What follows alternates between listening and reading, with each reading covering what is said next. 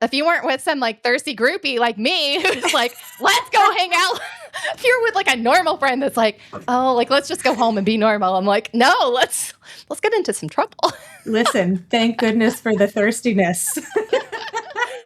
I'm Emily Callaway, and this is Kismet. Kismet is a podcast featuring your true love stories. Today, I'm speaking with Elise, who is sharing her story of how she met and married her band crush. Hi, Elise. Welcome to Kismet. Hi, Emily. Thank you for having me. So I'm so excited to have you on today because you are my first guest that I actually know IRL, a real friend of like, I was trying to think, I was like, 30 years? Like, yes, 30 years. I've known you for 30 years. Oh my God. Yeah. Wow, that's true. Yeah. Yeah. So it's wild. How did we get here, right? Yeah. But, sorry, that just blew my mind. Yeah. No, I was like thinking about my age. I was like, no, I met you when I was 14. Yeah. So we were freshmen in high school. So I'm really excited to have someone that I know IRL, but also in addition to that, somebody that I was actually there for the beginning of your love story. And it's a great love story. When I was thinking about people in my own life who had really great stories, you immediately came to mind. And I was like, I've got to have Elise on here because your story is really, I think it's really inspiring. It's really interesting. It's got some twists and turns along the way. So lots of good stuff there. So let's get started. I'd love for you to just tell us a little bit about yourself, sort of just your background, your interests, what you're watching or reading or listening to right now, just sort of who you are. Sure. So I live in Atlanta and live with my husband and our 4 pets. So 3 cats and a dog, no kids. I think they call us dinkwads, dual income, no kids with a dog. Never heard that before. And I also did not know you had 4 animals now. I knew you had a cat. And I think I knew you had maybe a dog at some point. Yeah, we basically take in every stray animal that walks through the yard. Oh, yeah. I love that. Yeah. So let's see. I am an HR executive, so have a pretty corporate day job and life, which I love because I really like structure in my days. And then I love to read. That's my number one hobby alongside secondhand shopping. Oh, though I'm not doing a lot of shopping in 2026. I hope, because I really need to save money so I can travel. Yeah. The other hobby is traveling. We like to take several trips a year. So. Yeah. What do you have a big one coming up? We do. In April, we're going to Iceland, actually. So ooh, pretty excited amazing. About that. Some Northern Lights, maybe? I hope so. Yeah. It's shoulder season, so we might see a little bit. We'll get a little bit of like rain. Snow will already be done by then, but I've got a good adventure planned. So. Oh my gosh. I mean, I've never been to Iceland, but I hear so many wonderful things when I ask people about their top destinations. That one usually comes up if they've been there. So, well, that's exciting. So let's get into it. So I'd love to just kind of hear, sort of your lead up to meeting Evan, where you were in life, your relationship with relationships, how you kind of felt about marriage and dating and sort of just, a little bit background on your background when it comes to dating. Sure. Well, first of all, I have you to thank actually for meeting my husband because you actually introduced me to the band back in high school. And I think we were seniors in high school when we went to our first show at the Georgia Theater. But yeah, let's see. Okay. Relationship with dating in the lead up to actually finally settling down with Evan was I lived in New York City. So you know this. Dating in New York was the absolute worst thing I could possibly think of about living there besides how expensive it was. Yeah. Because I think at the time there were stats that said it was probably like 2 or 3 women for every man. And so in that dating range of 20s and 30s. And so men did not have to treat women well at all. Because if they did, and a woman was like, I'm not putting up with this, there was another woman around the corner who they could date. Totally. And so I think that just made it so that the standard for most of us just was way low in terms of what we would tolerate. And even who we would be attracted to. And who we would stay with and how long we would stay with them, because it just, I think what I would consider acceptable and normal and what I would tolerate now, knowing what I do about myself and what you can have, certainly wouldn't have put up with that. I do think that's part of your 20s, though. It's sort of like learning what you're willing to accept and what you're not. Like, what are actually like the priorities in terms of, a partnership, and what is something that someone can grow out of and mature and work on, and who's just like kind of a douchebag, Yeah, for sure. And that concept of partnership didn't really exist for me in my 20s either. Yeah. So it was just about dating and then being socialized to date and then get married. It was that simple, I think, in my mind. Now, looking back on it, I think I would, if I were that age today, I don't think those would be my same aspirations. Like I just saw an article the other day where it's embarrassing to say you have a boyfriend now. So it's like, things have changed. Yeah. So just some background, y'all. So Elise and I went to high school together in Georgia, and then we both went to college in New York. We did not go to the same college, but we did see each other fairly regularly in New York as well. So we had these sort of aligned experiences from that perspective. I was a little bit, my parents got married later in life, so they were more like, experience the world, don't settle down. So I was like, he probably could have seen by the choice of the partners I had back then that I was not in a place to be thinking about marriage at all. And obviously, still have not been there. Still have not gotten to that point, I guess. But anyway, I think that's very insightful, though. Like, just sort of your mindset, and that's sort of what you were looking for at that time. So, were you dating much in New York? Did you have boyfriends or partners or anything like that in New York, or what was sort of your situation then? I hadn't really done a ton of dating. It was pretty brutal in New York, but also I think that I was very sheltered and afraid of dating. And I think about, being a girl from Athens, Georgia, and moving to New York. I don't even think I'd turned 18 yet when we were doing, like the move in for college in New York. So my maturity curve was pretty steep moving to New York and then adjusting to becoming an independent person and then figuring out who I was and who I wanted to be, and then layered dating on top of that. It actually didn't really become something I did probably until after we got out of college, and that's when I was interested in dating. Yeah. So I know with your story with Evan, as I mentioned earlier, it took some twists and turns. So let's start with sort of the meet cute, because the meet cute and then the, relationship that led to where you are now, it was not like a linear progression, so to speak. So let's start with that first meeting. Take us back to, what was it, 2003, October 2004? 2003 at Irving Plaza. You and I and our friend Andrea, and I think maybe Meg was with us. We went to see Jump Little Children. That's the band.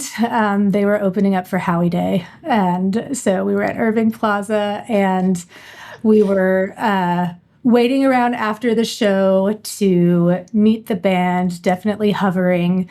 I had gigantic hair, like really curly, massively large hair. And the meet cute was that Evan was the one I had a crush on. We each had a crush on one of the band members. And Evan came up to me, and the first thing he said to me was, "I like your hair." So, so that was the moment where it happened. So y'all, I'm just gonna take you back here and just give you some background where we followed this band around for many years. We really did. I mean, like it was, I was definitely a groupie. I will definitely say that. I will admit to it. It was a hobby for us, I would say. Yeah. And every time they came to New York, it was like, okay, we got to find this band, and we got to find a way to like hang out with them afterwards. And we were pretty successful with that most of the time. But yeah, to your point, you had always had the crush on Evan, and he was a little bit quieter. He was a little bit more introverted, and I did not know Evan at all. I like sort of had, some familiarity with some of the guys in the band, but like Evan, I did not know at all. So he loved your hair, and your hair was like amazing. Your hair is always amazing. It was a sight to behold. Yeah, it was amazing. Yeah. I mean, if I curled my hair today for you. That's about as good as it could get. So, okay, so he likes your hair. And then what happens from that point? So then that night we went to Pete's Tavern, which is across the street from Irving Plaza. I feel like I'm conflating times that we saw them, but this is how I remember it. I remember going somewhere, but I do not remember the name of the place. I know it was right there. I think we went to Pete's Tavern. It's directly across from Irving Plaza, for those of you who know New York really well. It's still there. And we hung out with the band. We sat in a booth with them. I remember, talking to Evan a little bit and being googly-eyed. And then they left and went off to continue on their tour. And I think we exchanged phone numbers. And so then we engaged in this like flirtation over text and over Facebook messaging. Was Facebook messaging even a thing? Maybe Facebook messaging was round 2. Evan and I had a couple rounds of flirtations before we finally got together. Like, maybe that was like also MySpace years. Oh, yeah. So who knows? But yeah, I do remember, being in Athens, and I think, was he in Athens? I think he was in Athens, and we saw him maybe supporting someone else or something like that. It was a summer. Yeah, I think that's right. Bane and Amanda, they had a band, I think. Yep, I remember that in Athens. Yes, so there were multiple opportunities to see Evan through the bands that he was in or the bands he was supporting. So that kind of helped to extend the flirtation over text. And then, but he was in a band. Yeah. And I was wrapping up college and then moving on to, have my life, get a job. We fell out of touch. Then we're back in touch. More flirtations. This time I think I traveled to visit him one time in Charleston, and he came up to New York to visit me. So that was probably more than a flirtation on round 2, but still did not work out. I think that the reason why it worked out round 3, when we finally got together, I was 30, he was 38, is previously we were just 8 years is a very significant difference below 30, I think, right? I was in my early 20s. He was going into his 30s. Wow, that's 2 totally different life stages. Yeah. So I think that was one of the things that kept us from really connecting, in addition to very far distance away from each other. From what you were saying earlier about sort of your mindset when you were in your early 20s in New York with dating, and that you were naive and had not dated a whole lot, had not had much in the way of serious relationships, like it probably was sort of, just really a timing thing as well. Like you had to grow up some. He had to grow up some. He was in a band, so he was probably living his best life. I don't know, but like I just imagine, and probably didn't want a serious girlfriend to report home to, and then you as well. Like at that point, just being someone that was a little bit more inexperienced, probably needed to have some more life experience. And I remember during that time, like knowing you went through sort of different trajectories in your career as well. Like you were trying to figure out, like you went into, I remember you went into like styling and hair for a little while, and then nannying, and then ended up in the sort of HR trajectory that you're in now. So like, I think that is a critical part too, is like sort of finding who you are as a grown woman in New York. I think that's right. And I also feel like meeting someone a little bit later when you have a little bit more surety of who you are and the path that you're wanting to be on in life, at least this is my experience and my observation, made it easier for us to connect and feel like we were had things in common that we were working towards as adults, rather than, I didn't know shit when I was in my early 20s. So I just, a lot of people that we know who, moved on to get married in their early 20s are no longer married, and, kind of found out who they were a little bit later, and turns out that wasn't the person for them. So I think the delay I'm calling it a delay because in the South, people tend to get married younger. I don't know if that's true anymore, but it seemed like it then. Yeah, certainly. I mean, I would say in that sort of environment that we grew up, I do think that there was some truth to that. But so you had these dalliances early in your early 20s to mid 20s. What was sort of your feeling about Evan at that time? Like, obviously, you landed the band crush, which is, every teenage girl's dream, right? I won. Was this something like you were really sort of living that, I don't know, that teenage dream, or what? Did you feel like there was something real there even then? Like, did you know that there was an opportunity in the future that potentially it could work out? Or was it something like, well, this is really fun, like I really wish that this would work out, but we're just not meant to be? It was a cosmic connection for me. He was special. He was special to my life, and relevant and significant to my life. And I had a subconscious sense of that from the second I saw him. And then that was validated when we met, and then went out of each other's lives and came back into each other's lives, and then went out of each other's lives and came back in, and then out again, and then back in. And finally things came back together, right? Something kept pulling us back together. It is very woo-woo, but it really has been very true for us. Listen, I have a whole podcast on being woo-woo connections. That's like what Kismet is, right? So that's true. Yes, we are absolutely the definition of Kismet, I would say. 1,000%.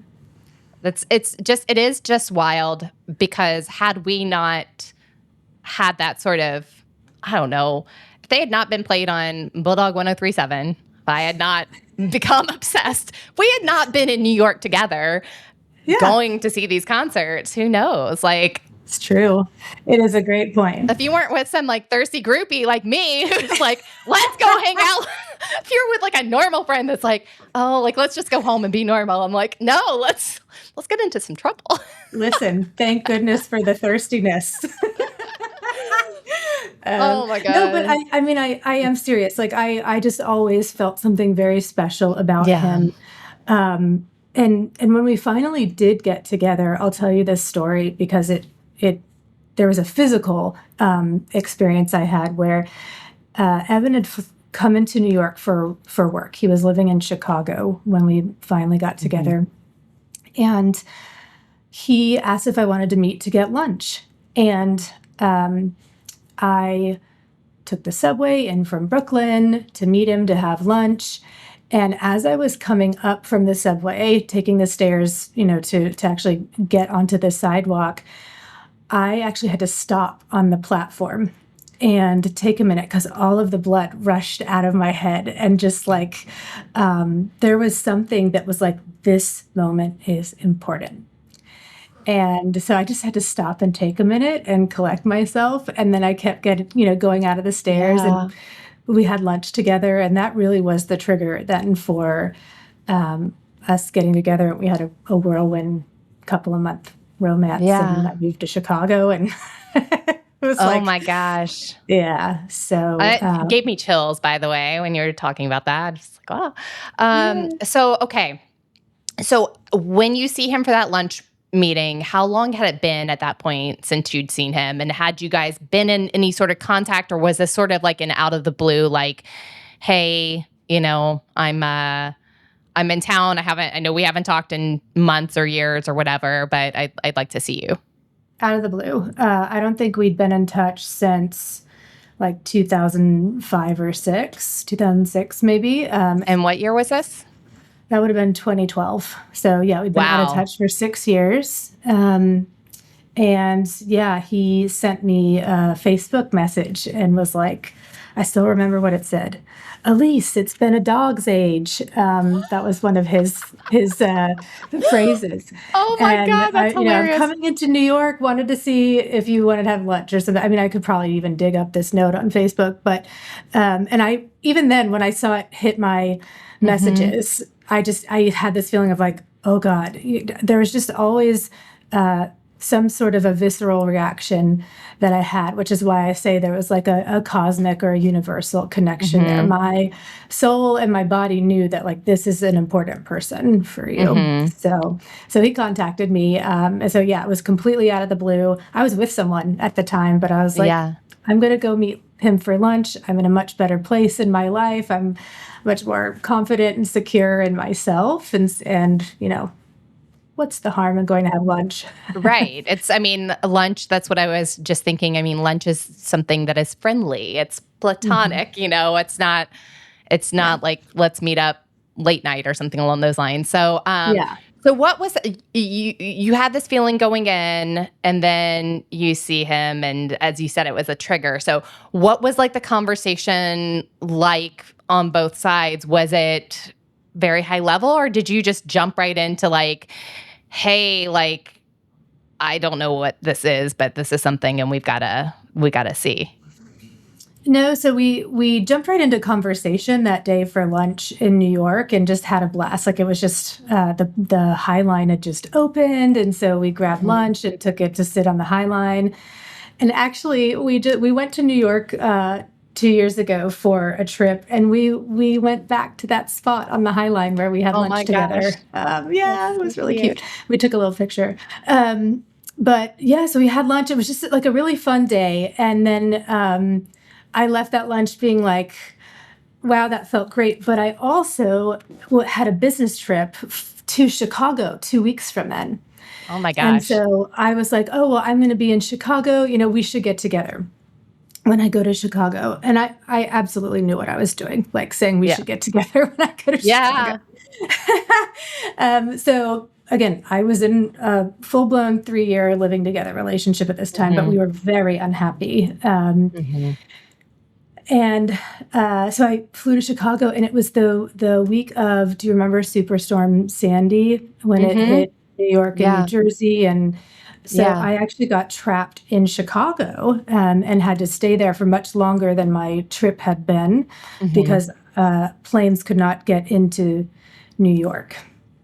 So so when I had flown to Chicago for this business trip, we got together to have a drink, and then we're basically inseparable on that business trip. And I came back to New York, broke up with my boyfriend, literally moved to Chicago a month later with my job. We had a Chicago office, and my boss was like, yeah, go ahead. I told Evan, I'm not moving there for you. Yeah. But you get back from your trip and they're like, can I put in a transfer? Absolutely. And my boss was like, well, okay, I was working for a company that had offices in every major city in the U.S. And part of the HR team was in Chicago. So that just happened to work out where she was like, actually, I kind of need someone in Chicago. So yeah. Again, this is like, when I say Kismet connections, like this is like that that move was so easy for you. You didn't have to like quit a job and figure out some way to get there, that you already had this business trip plan, like all of these things that just work out. It's I've always felt like there have been a few moments in life in this relationship, but in other decisions I've made where it felt like the universe rolled out a red carpet and was like, right this way. and there was no friction. Yeah. And this was definitely one of those moments. I also want to touch back on, and not to talk about your ex-boyfriend before, but, I think that you said, you just knew it wasn't quite right. And there was like, you paid attention to that like little gut instinct. I think so many people, that's how they end up married to the wrong person, is fear of taking those risks that you took, to get out. It pulled me out of a moment that I almost went down. Like it was literally a split second where I could have gone in the wrong direction because I could have said no to lunch that day with Evan, and Chris and I had gone to look at rings. I knew he was not the right person, but I just didn't know how to get out of it because I didn't want to hurt his feelings. So I almost made a major life decision because I didn't want to hurt someone's feelings. And so it sounds like I had the courage to do this thing, but actually, again, back to the universe and rolling out a red carpet, things lined up for me that enabled me to pull out of something that I really should not have been pursuing. Yeah. Because if I had married Chris, I'd probably have kids, but we'd probably be divorced. So yeah. Trade-offs. That's profound. That's really profound. Like the universe is like, wake up, Elise. Like this is not your path. Yeah. That's crazy. Okay. So you were in Chicago and then now you're back in Atlanta. So what's been the journey since, you moved to Chicago and started this relationship? And that was, as you said, 2012. So we're now on 2026. So talk to me about sort of your journey since then. Yeah, so we've been together for 13 years. We've been married for 8 of those. Wow, I cannot believe it's been that so yeah, so our first 3 years together were in Chicago. Then Evan's band reunited. They went on a reunion tour, and when the tour was up, our lease was up in Chicago as well. Like it timed out exactly perfectly. So we went down to Mexico. We stayed there for a few months, and then our flight back into the U.S. landed in Atlanta. My sister's here. My parents are not that far away. They're still in Athens. And it became very easy for us to stay here while we were trying to figure out what was next. We weren't very enthusiastic about moving back to Chicago. The winters are just so hard. So we kind of landed here by default and then made a choice to stay here. And then, of course, buying a house cements that. Yeah. But I don't want to make it sound like it was this easygoing path. Evan and I have actually had a very hard relationship until the last several years. We've faced 2 really major hurdles. One was my alcoholism. I've been sober for 7 years. Awesome. I got sober. I made the choice to become sober exactly 1 year after we got married. So it's easy to remember my sobriety anniversary and our wedding anniversary because they're the same day. And then the second big thing we've faced is infertility. So we don't have kids, but we tried, and it didn't work out for us. So, it's not been an easy ride, but we both have really put in a lot of really hard work to be each other's person. Lots of therapy together, apart, in groups. It's been a lot of that, but I think we both know that even if your relationship is Kismet, that doesn't mean that the rest of it stays that way unless you really make an effort and compromise. Compromise is like, that's the biggest part of it. Absolutely. I mean, that's something I say in pretty much every episode is we all are works in progress. And it's really sort of that dedication that you put in to yourself to grow, to be the best version of yourself every day, but also to be the best version for your partner. And I mean, I don't know, we are all faced with different hurdles. Like life is bumpy for all of us, so it's how do you handle it? How do you grow together? Like when you have someone in your life that gets sick and you're suddenly a caretaker and life looks differently, or you're faced with infertility, or obstacles like alcoholism, where, you're forced to sort of put yourself first and like confront things that are very difficult to confront. Like, it's those partnerships that are really strong, that are willing to work together to sort of find those solutions together and grow together. Like, those are the ones that end up going, the distance. So what would be sort of, I guess, your advice to folks that are looking for their person? What would be the advice that you give to a single person out there looking for the one? I don't think so. If I were single right now in 2026, I don't feel like dating apps are where I would find my person. Going back to that word I used, friction, like with the universe, I would look back on the times in your life where there wasn't a lot of friction that led you to something. Because that's another type of kismet, right? Not just meeting someone, but these moments when the universe has made things easy for you.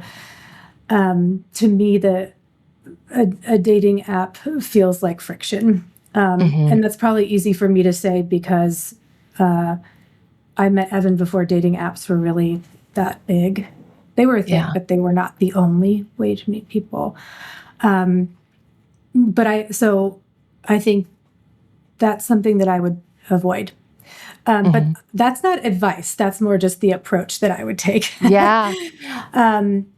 The thing that I know made me attractive for Evan at the time that things finally did come together was that I was very vertical in myself. I had confidence in being 30 on the professional path that I was on. I was very sure of the path that I was on, and so was Evan at that time. And there's something about that, kind of standing independent and being vertical in your own path that I think was attractive for him and was attractive for me. So I think that's like the underlying piece of advice there is probably getting your own house in order, so to speak, or like, doing the work to be really comfortable with who you are on your own before there's a person who you're going to be with, because it requires a lot of compromise. So it's important to know what are the things that are really important to you, and then what are the areas that you're able to compromise. So I'm always like a little insecure about giving advice on dating because I don't have it figured out. No.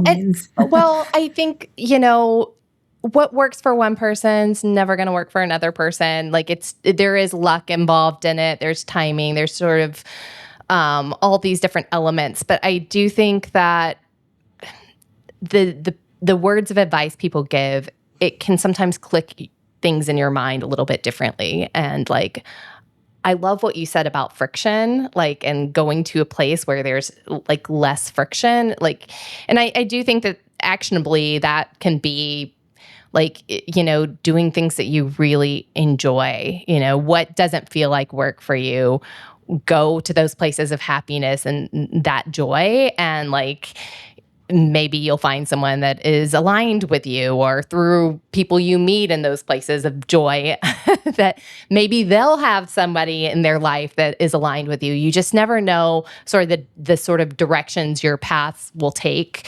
But I think that's a great piece of advice about friction. I've never really thought about it that way before. Well, and when you're experiencing less of it, you're more comfortable just with yourself, right? And so going to those places of less friction, I think, makes sense for, again, kind of feeling more vertical. But I would also say that, figuring out where are your areas of being independent, whether it's financial independence, knowing what your hobbies are and what you love to do, career independence, whatever your definition of independence is. I think for me at the time that we met, it was career and financial independence. And because those are two things that really sit at the front of my identity. I think that made a big difference for sure. Yeah. And I thought of something else and it's going to come to me, but, I thought of it. Okay. Here's one other thing. Meeting someone through people you know versus a complete stranger, I do feel like that it's kind of like getting a job through someone you know, or like a referral. Like, there's a layer of accountability and credibility you place on that reference or that person because they came to you through someone you knew, who you trusted, whose values aligned with yours. And so it's a better bet than a complete stranger who you actually don't really know what their values are. So if you are actively out there looking, I think going through the people who are your people and seeing who they know and who those people know is probably something that would make me feel very comfortable. Yeah. So, Elise, what I'm hearing from you is that you have someone that you like that you would recommend for me. JK. No, the problem, I think that would be awesome. The problem is every person that I meet that I'm like, oh yeah, like I'm single, I'm open to meeting people. They're always like, oh, I wouldn't set you up with anyone I know. Like, they're terrible. I'm like, oh, great. Like, they're like the ones that are single or not. No, I'm like, I've not had one person be like, not one single person's been like, actually, I have this great guy. Never. Still waiting for that to happen. It's funny. When Evan and I both got together, we had both exited very long-term, very important relationships where we very well could have married those people. And we're both with them long enough that, you could consider it having been through a marriage, even if it was a short one. And so when we found each other, we knew what wasn't going to work and what we didn't want, and had almost like played out some of those traumas through the previous person. So I do actually think that there's something to be said for looking for someone who's on looking for their second marriage, because they've actually gone through some of the pains and know what they don't want. Yeah, no, I totally get that. I have dated guys that have been divorced, and they've been great. Honestly, they've been like emotionally mature and just sort of willing to work things out a little bit more sometimes than us. Those of us have not been married who are, a little bit more sometimes stuck in our ways after a certain point. But that sort of leads me to a question about what did you do differently in your relationship with Evan? And you've mentioned compromise a couple of times. Like, what are ways that you found yourself compromising, or both of you compromising, to find solutions to, be happy together? Yeah. So one of the things that Evan usually talks about this, but we realized that the two things. When you realize that your partner's never going to be like you, and that's actually a good thing. So stop trying to make them like you. I think that was a really important thing, because then that opens you up to see the other person's strengths, where they might actually be your own weaknesses, and where you can complement each other. So Evan is the sweet one. He's the nice one. He believes you attract bees with honey, and we call me the junkyard dog. So I'm the one that, you call in if he's called customer service 3 times and he just can't get what he needs and he needs someone to call and bring down the hammer, then he hands it over to me, right? But otherwise, he's going to go first because he's the really sweet one, and people really like Evan. So I think that when I say compromise, I think what I really mean is complementary, where you find the places you complement each other and you lean into the areas of strengths, and let the other person be strong in that thing that they're strong in. Yeah. I think the other thing is, I do believe people change. So, you always hear like, people don't change, and you're probably one camp or the other. But I do believe people change, because I have changed and Evan has changed. And we have very deliberately changed for each other. So I think it's more the willingness to put in the work with that person, and assuming that's the person you want to put the work in with. Yeah. So that's awesome. Well, Elise, I really enjoyed this conversation with you today and hearing about your Kismet relationship and sort of the growth that you guys have experienced along the way. So I know in the past you've had blogs and you were doing a Substack for a while. So is there any way that, any sort of writings or anything that you want to share, how people can follow you or? Yeah, I do have a Substack. It's called Addiction in Midlife. And I've only written 2 things on it. But I have an intention this year to write more. And it's really just about the intersection of those 2 things. My addiction was alcohol, but doesn't mean I don't have an addictive approach to a lot of different things. And then midlife is one spooky hell ride for a woman. So it feels like that's my outlet. So find me there for sure. Awesome. Great. Well, thank you again so much. Yeah, thanks for having me. I enjoyed our conversation. Same here. Have a great rest of your holiday weekend. Thank you. You too. Okay. Thank you for listening to Kismet. Please like and subscribe as it really helps. I am always looking for great inspirational love stories. So if you have one or know someone that does, please send them to me at kismetstoriespodcast@gmail.com. Until next time, be bold, be kind, and be open to everyday magic. Your person may be just down the street, or they may be in your favorite band, and you get invited to hang out with them at a bar called Pete's.